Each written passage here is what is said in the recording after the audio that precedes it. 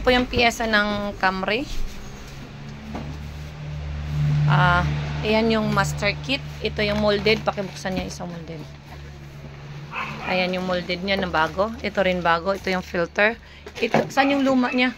Ay, hindi yan eh. Ayan po yung luma ninyo. I-compare mo dito. Yan. Yan yung isa. Isang set. Ito naman, ito yung nandito. Ano yan? Nakat na yan eh. Ayan. Tapos ito yung transmission filter. Ang master kit na doon sa lamesa. Yung mga luma. Sige, okay na yan.